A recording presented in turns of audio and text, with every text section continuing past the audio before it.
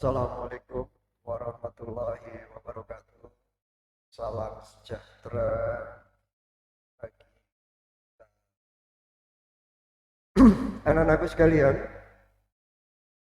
Alhamdulillah pada kesempatan kali ini ya kita dapat bertemu kembali pada video episode kedua, yaitu tentang sumber daya alam, tapi khusus di bidang potensi sumber tambang.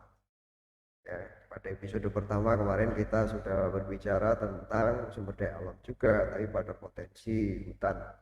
Nah, potensi sumber daya alam ini ada dua, hutan dan tambang. Ya, anak-anak, pada sebelum kita belajar, marilah kita berdoa agar Allah memberikan tambahan kecerdasan kepada kita sehingga kita dapat menerima materi ini dengan baik, ya kan? Juga kita diberikan kesehatan, perlindungan supaya kita selamat dari sebaran virus corona. Ya, berdoa kita mulai. Oke, berdoa selesai. Anak-anak sekalian, marilah kita langsung masuk ke materi ya. Ada baiknya kita siapkan dulu buku tulis dan juga alat-alat tulisnya, buku paketnya. Kali ini Bapak akan menggunakan pendekatan pada buku BOS ya. Silahkan dibuka buku BOS-nya ya, tentang potensi tambang ya. Nah, buku penunjang juga tidak ada jeleknya, harus dibuka ya untuk pengayaan. Oke anak-anak, langsung kita ke materi kita. Ini potensi sumber apa daya tambang ya. Nah, anak-anak sekalian, potensi sumber daya tambang kita ini kalau kita perhatikan ya, kita tinggal kita harus bersyukur dilahirkan sekaligus tinggal di negara Republik Indonesia. Kenapa kok Bapak sampaikan harus bersyukur ya? Sebab Allah Subhanahu wa taala telah memberikan banyak sekali ya, memberikan banyak sekali untuk kita di bumi negara kita ini. Laut kita isinya luar biasa, gitu ya. Ikannya banyak, ya kan? Kualitasnya juga bagus, terumbu karangnya juga banyak. Nanti kita akan bahas tentang laut itu pada materi kemaritiman. Ya, dia masih sumber daya alam juga. Lalu hutan di video episode pertama kemarin, di sana kita sudah tahu betapa kayanya hutan kita dan betapa suburnya tanah kita ini. Apa sebabnya juga kemarin di video pertama sudah jelas. Lalu tambang. Tambang ini luar biasa beraneka ragam, gitu ya. Beraneka ragam juga jumlahnya sangat tidak terbatas di negara kita ini. Baik yang ada di permukaan bumi maupun yang ada di permukaan bumi, baik yang ada di permukaan daratan maupun lautan. Tambangnya banyak sekali. Makanya harus bersyukur kita tinggal di negara yang berlimpah ruah, gitu ya, yang kaya akan sumber daya alam, dan semua itu tentunya anak-anak, jangan lupa itu semua adalah pemberian dari Tuhan. Ya, dari Tuhan Yang Maha Esa kepada kita sebagai bangsa negara Indonesia. Apa tugasnya? Ya jelas, kita harus merawat, menjaga, dan mengolah. Jangan boleh kita pergunakan mengeksploitasi yang berlebihan ini yang tidak boleh. Sehingga akan habis. Nah, resikonya nanti generasi berikut, anak cucu kalian tidak akan sengsara. Karena itu kita harus bijak menggunakan sumber daya tambang yang ada di negara.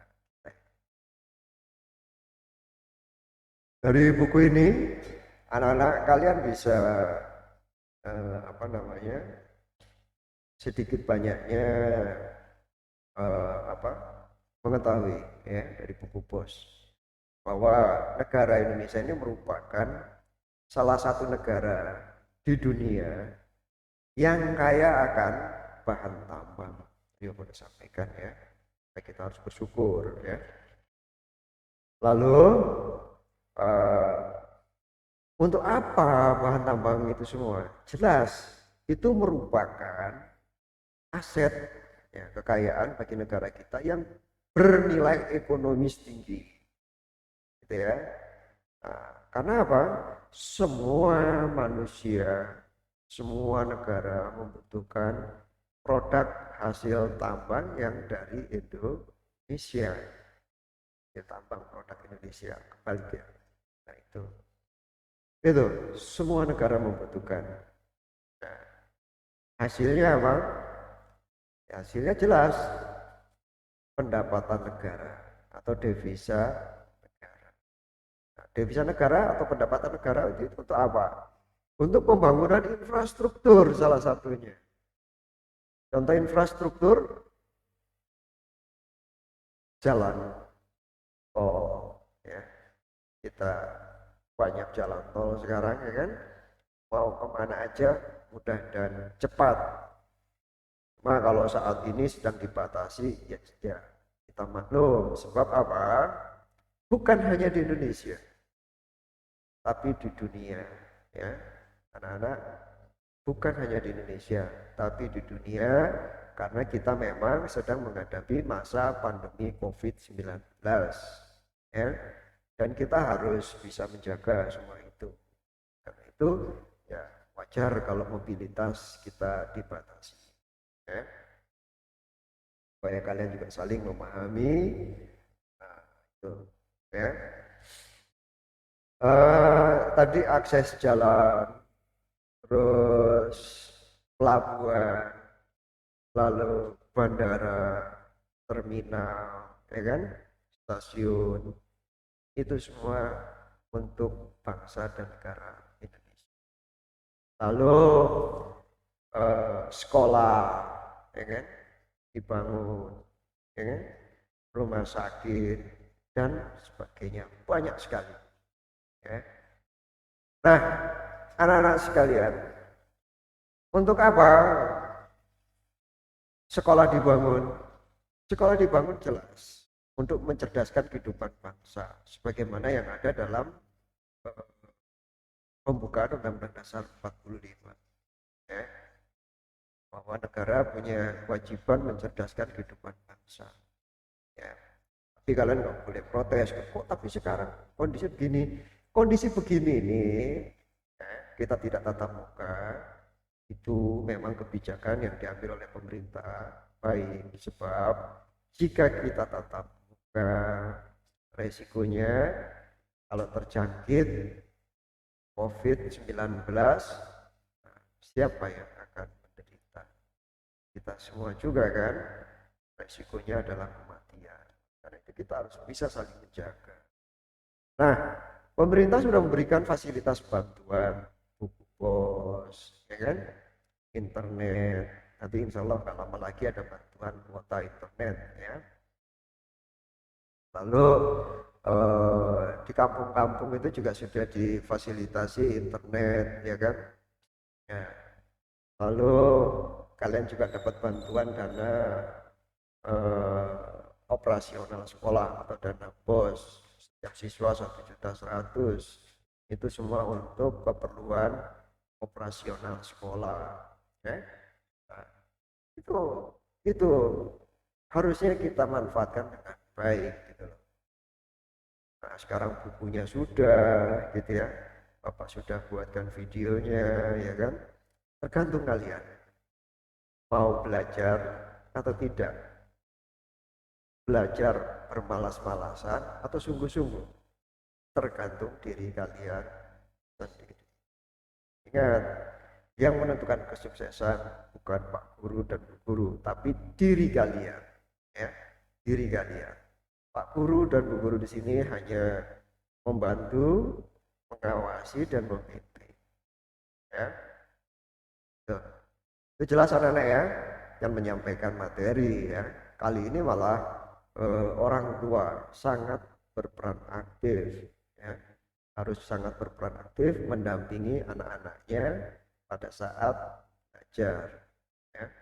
Karena sarana internet ini sangat riskan memang, bagaikan apa, buah-buah mata pisau ya, bisa bermanfaat baik, bisa juga untuk hal-hal negatif. Contohnya kuota diminta kepada orang tua tapi tidak digunakan untuk belajar, malah digunakan untuk main game, nonton drakor. Akhirnya sia-sia, anak-anak ya. Tapi saya berharap kalian semua tidak melakukan. Nah, di sini ada peta ya. Peta tambang, bisa kalian lihat sendiri. Ini kebetulan gambarnya miring, jadi Bapak sulit menjelaskan. Kalian bisa lihat sendiri saja di rumah ya. Oke.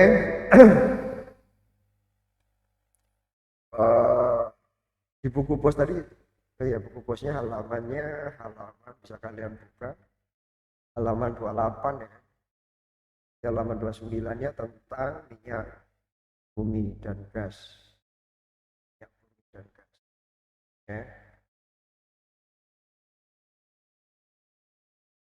Nah, minyak bumi dan gas ini merupakan sumber energi utama yang saat ini banyak dipakai untuk keperluan industri dan transportasi, gitu ya, juga untuk rumah tangga. Ya. Contohnya kita ke sekolah membutuhkan sarana transportasi untuk yang jauh tentunya, seperti Bapak jauh dari Merak ya, ke Warnasari itu harus menggunakan sarana transportasi. Nah, sarana transportasi itu juga membutuhkan bahan bakar. Nah, bahan bakar minyak. Nah, itu dapatnya dari mana? Minyak di pertambangan minyak bumi. Ya. Rumah tangga. Rumah tangga membutuhkan gas untuk masak, kan? Biar kompornya bisa nyala. Itu dapat dari mana? Ya tambang gas bumi, gitu ya, yang ada di negara kita. Saat ini telah dikembangkan sumber energi alternatif yang disebut dengan bioenergi dari beberapa jenis tumbuhan dan sumber energi lainnya. Contohnya energi matahari. Lalu ini Bapak rasa kalian sudah nggak kaget ya, sudah banyak lampu-lampu penerangan jalan yang menggunakan sumber energi matahari. Lalu angin, itu biasa di negara Belanda ini banyak menggunakan kincir angin untuk menghasilkan tenaga listrik.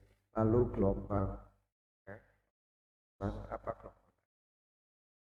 Namun produksi energi dari sumber energi alternatif masih sangat terbatas. Nah, kenapa kok masih sangat terbatas? Nah, ini semua ya tergantung kepada kemampuan anak bangsa, termasuk kalian. Semakin kalian pandai, semakin kalian bisa mencari sumber alternatif, ya, sumber energi alternatif. Cadangan minyak bumi Indonesia ini akan terus berkurang seiring dengan pengambilan atau eksploitasi yang dilakukan secara terus-menerus.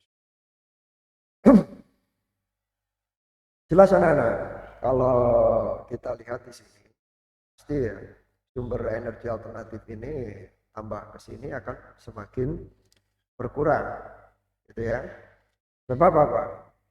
Minyak bumi itu dihasilkan dari fosil tulang-tulang hewan, manusia, gitu ya.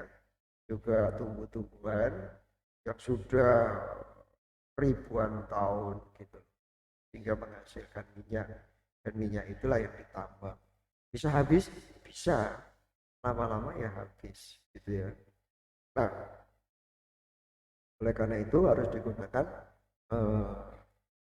alternatif ya, sumber energi alternatif. Ada yang memperkirakan dalam kurun waktu 14 tahun ke depan cadangan tersebut akan habis. Indonesia terpaksa harus membeli dan impor dari negara. Nah, itu anak-anak. Karena itu kalian harus cerdas, harus banyak belajar supaya kalian bisa menemukan sumber energi alternatif. Nah, kalau kita lihat di sini, produksi minyak bumi di Indonesia adalah di Majalengka, Jawa Barat. Pengoboran dilakukan orang Belanda yang bernama J. Roering pada tahun 1871. Pengoboran dilakukan dengan bantuan tenaga lembu dan menghasilkan 6.000 liter minyak. Itu zaman dulu, 1871. Negara kita sudah berdiri? Belum. Ya. Negara kita berdiri itu tahun 1945. Ini belum berdiri ya.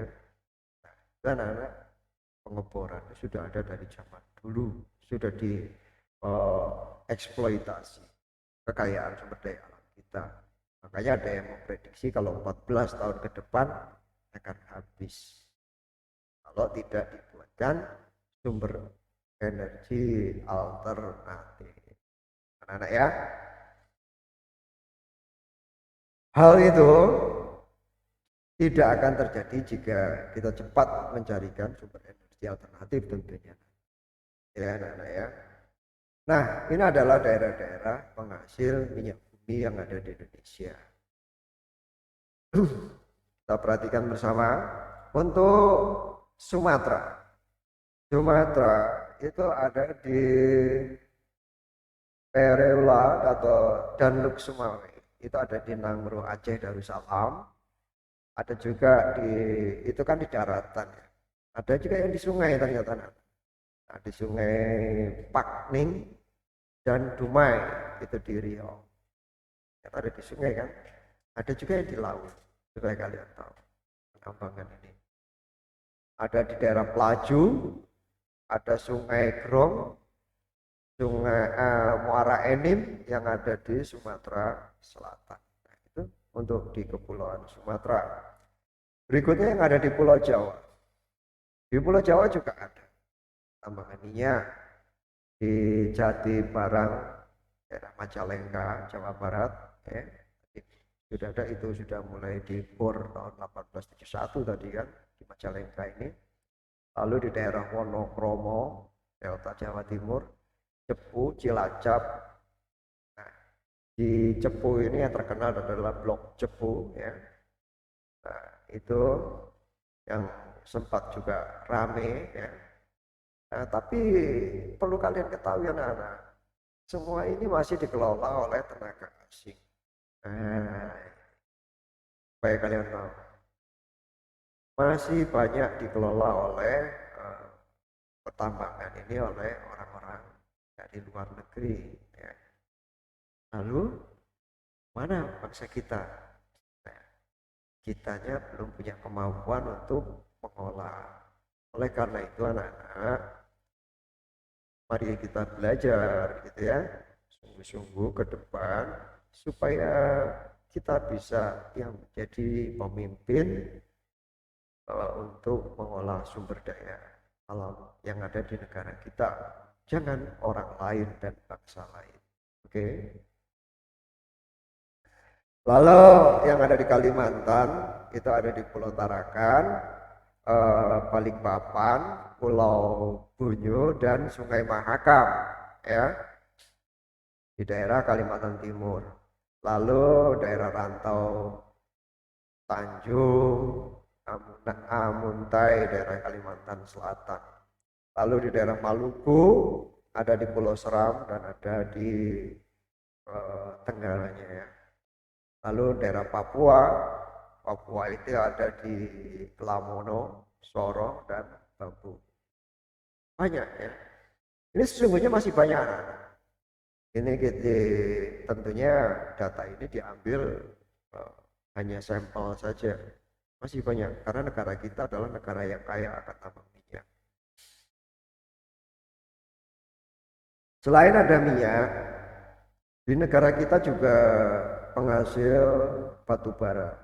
Ya, Allah memberikan batu bara ke bumi Indonesia, tersimpan dalam perut bumi. Batu bara adalah batuan sedimen, ya, baik kalian tahu.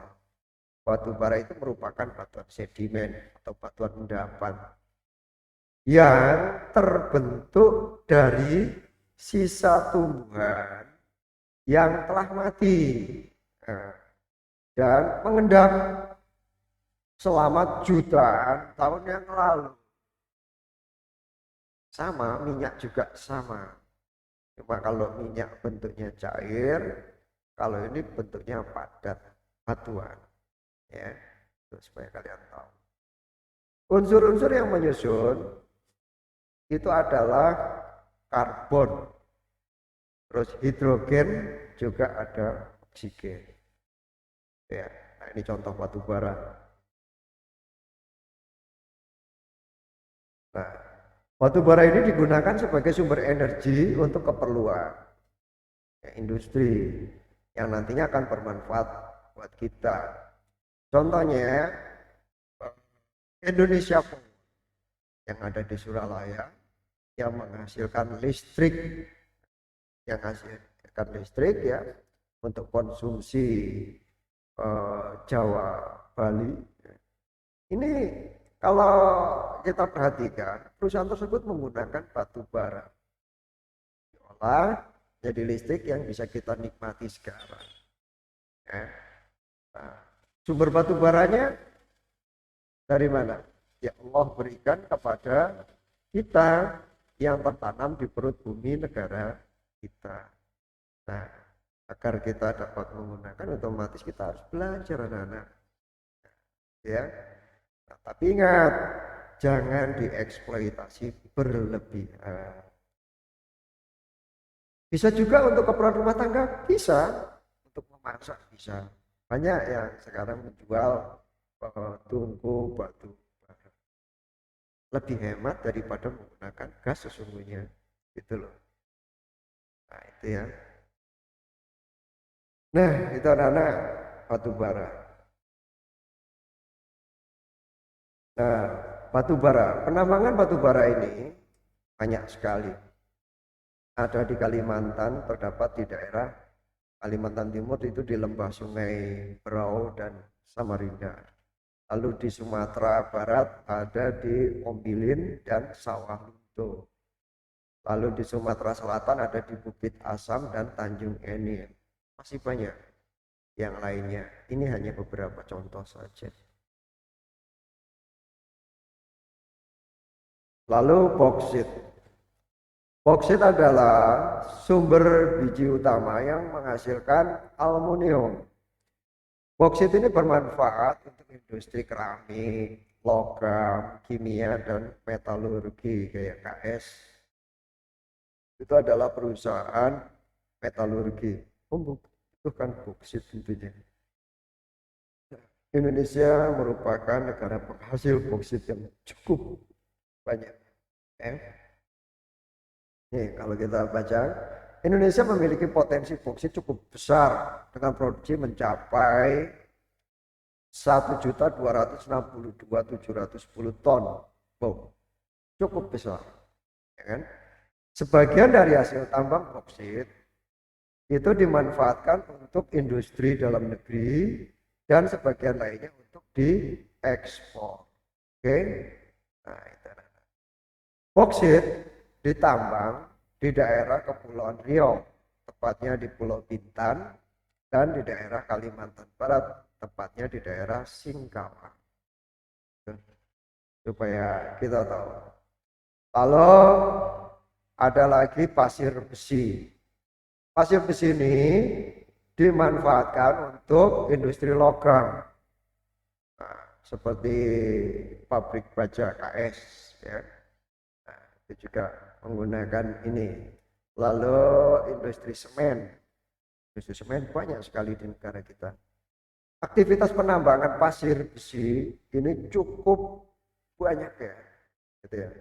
Nah, ini di daerah Jawa Tengah, ada di daerah Cilacap, Sumatera ada juga banyak, di Lombok banyak, Yogyakarta banyak, ya kan?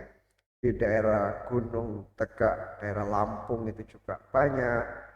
Pegunungan Verbik di daerah Sulawesi Selatan banyak. Pulau Sebuku daerah Kalimantan juga banyak. Nah, itu adalah sumber daya tambang. Nah, berikutnya ini yang lumayan ya harganya. Emas umumnya dimanfaatkan untuk perhiasan.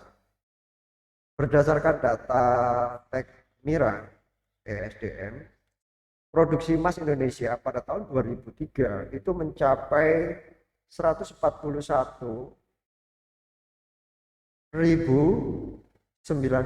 ton.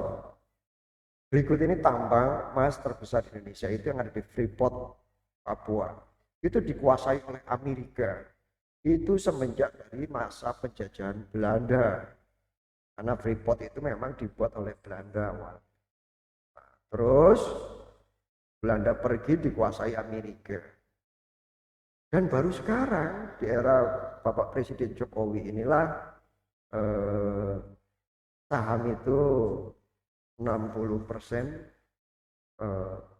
ke negara kita.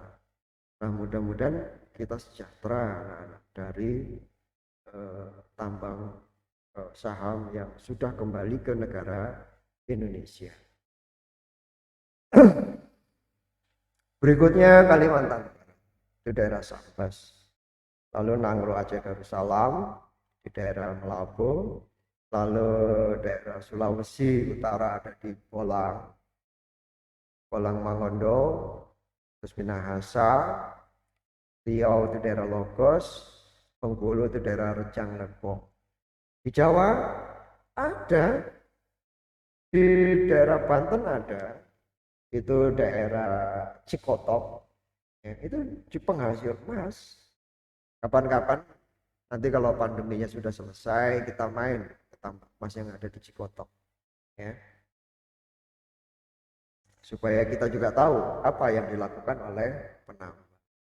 Ya, karena Bapak rasa cukup ya materi kita sampai di sini, ya.